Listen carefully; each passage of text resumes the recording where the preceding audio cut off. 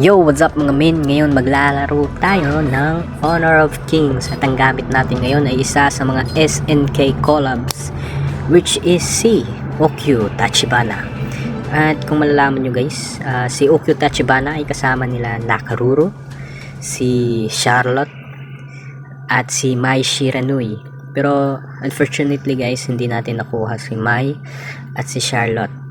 Ang nakuha ko lang sa SNK na event is si Okyu at si Nakaruro lang, at sa this time gagamitin natin si Okyu Tachibana.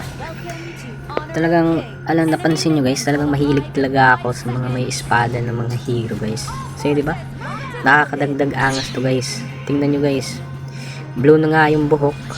Blue pa yung ano niya, yung palda. Blue pa yung espada, blue pa yung enhanced attack. Tapos blue pa lahat guys. Napaka blue, napaka angas. Ito na si Bini Okyu. Salamin, pagbibilin ng gamot, pagkalimutang bilin. Salamin.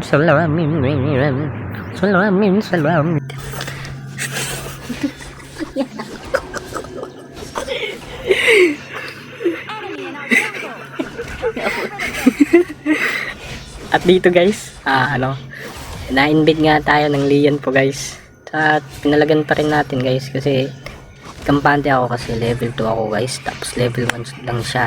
Yun, nag-flicker out na yung Lian po, pero pinalagan ko pa rin kasi akala ko matete-take down ko siya. Kaya yun, nabaliktad pa tayo guys. First blood, nakakahiya guys. Tsaka alam nyo guys, always clear your jungle camps guys, kahit delay, para makabawi, para makahabol tayo. Kasi alam natin advance na yung jungler nila kasi walang nag-invade sa kakampi natin. Kaya ang magagawa lang natin guys for the team is take XP and gold from the jungle camps. At nandito na yung Musashi at nandito rin yung Lian po guys. Tsaka medyo na delay yung coin natin dito, kaya mabibigyan tayo. Yun guys, early game may 2 deaths na tayo guys, kaya habol lang ginawa ko dito guys, humabol lang talaga ako sa pagpa-farm. So guys, pag early game is nabigyan kayo, huwag kayong mawawalan ng pag-asa guys. Just farm first, tsaka safe lane muna. Dito guys, nag-respawn na kami dito sa top, kasama ko yung roam namin which is si Kui. Kaya yun, mabibigyan natin siya dito. Nag-ultimate na kaming dalawa. Kaya yun, nakabawi na tayo guys. Dito kinuha ko muna din tong gold, dagdag gold guys, for advantage ko para sa item. Then bababa na tayo dito at kinuha ko na yung red buff.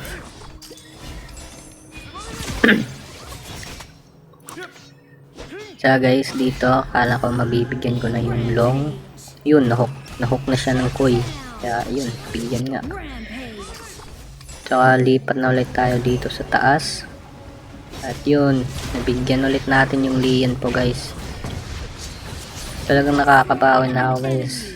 Talagang yan yung mapapala sa inyo pag nag-invade kayo. Kaya wag na kayong mag-invade. Hindi, joke lang. Kasi pag may guys, pag may opportunity na mag-invade talaga kayo guys. Kasi malaking tulong din yung sa team pag successful yung mga invasion nyo. So dito guys, mabibigyan natin yung Musashi. Yun. Tsaka guys, always timing talagang importante guys. Huwag basta-basta kayo sumugod sa mga clash. Tandaan nyo kung anong skill yung ginamit ng kalaban, makikita nyo naman sa mapa. Dito pumalag yung Musashi guys, medyo nagulat ako. Puti lang nabigyan natin guys. Sakit ng Musashi guys, kaya sarap gamitin ng Musashi guys, is napakasakit niya guys. Then na-explain ko na sa mga video ko, diba, na yung mga skill niya is napaka-effective guys. Tsaka dito, nahook ng Kui yung Lian po nila. Kaya yun, mabibigyan ulit natin. Rampage na tayo guys. Tingnan nyo guys, malaking tulong din yung pagpa-farm. Kaya farm lang ng farm. Pero huwag kayong tumulad kay Alice Go, diba? Yung lumaki ka sa farm, pag lumaki ka sa farm guys, wala kang matatandaan guys, matatalo na lang kayo. Friend! Lumaki po ako sa farm, Ma'am Karen. Lumaki po ako na tinago po ako. Guys, Kaya dito, tamang rotation lang kasi hinahabol na ako ng Huyi at nakita ko yung mage nila kaya may bibigyan natin, di ba guys? Unstoppable na tayo guys, sa early game lang tayo na-stop. Pero sa late game, hindi na tayo mai-stop guys. Yun, kinuha na nila yung Shadow Vanguard pero inuna ko pa rin yung blue buff. Kasi alam kong full health pa sila kaya buti na lang nakatakas yung kakampi natin isa. Ay, nabigyan pala ng Musashi guys. Kaya yun, hahabulin natin to for revenge. Yun, godlike na tayo guys. Dito, Lian po pa yung nauna at nasa likod yung Huyi. Try natin pitasin guys. Saka retry, ang gamit nga pala natin na retry dito guys is for slow. So ano guys, pansin ko lang guys, if assassin ka talaga guys, which is talagang pumipitas ka talaga ng mga hero na assassin type, then talagang malaking gamit din yung slow na retry guys kasi mahahabol mo guys. Tsaka di rin sayang yung mga skill mo. Dito tayo sa damuhan, boom, patay, diba guys, napaka basic lang, di joke lang. Tagal ko din yung pinaktis tong Okyo guys. Naglaro muna ako sa normal modes bago ako nag-rank. Kasi baka baka mapahiya yung Philippines guys. Ayoko naman yun. Talagang magbubugbog tayo ng secret. Oh, yun. Patay na rin ng Musashi guys. At dito mabibigyan din natin yung Lian po. Kahit napakakapal ng buhay niyan guys. Bibigyan natin yan.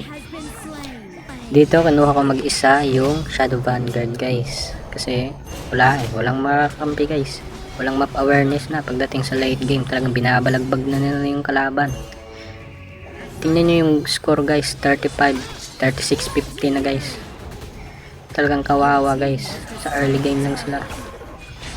Ewan ko ba bakit biglang nabaliktad. Tsaka guys, magaling din kasi yung marksman namin dito guys Talagang magkadikit lang yung score namin guys. Akala ko siya pa yung mag-EMBF dito. Pero buti na lang may milagrong na nangyari. Kasi guys, more on assist and team fights ang rating dito ni Honor of Kings. Tsaka kahit napakarami mong kills guys, tapos hindi ka naman nagpapakita sa team fight, di ka talaga magiging MVP. Tsaka guys, maganda rin pag nag-MVP ka is ito ay dagdag sa rating mo para sa leaderboards, and minsan nagkaka-share plus points ka din, plus star. Dito may long guys, akala ko mababaliktad natin pero nag-draw pa na bigyan tayo ng basic attack. At dito akala ko Musashi lang guys pero mabilis yung respawn ng roam nila. Puti lang nandito yung roam din namin and yung Angela, kaya mabibigyan natin to dito. Ako pa yung naultihan ng Musashi, kaya yun, low health agad tayo pero double kill. Saka dito guys, hahabulin natin yung Huyi. Yun guys, napakalupit din kasi ng ultimate ni Okyo guys. Talagang lifesteal guys. Yun, bigyan ulit. Nabigyan pa natin yung long guys. Yung nabubuhay na lang is yung mage na talagang asim na ako sa pentakill guys, pero di pa rin natin nagawa. Talagang nag-base hug siya. Kaya wala, quadrukill muna tayo.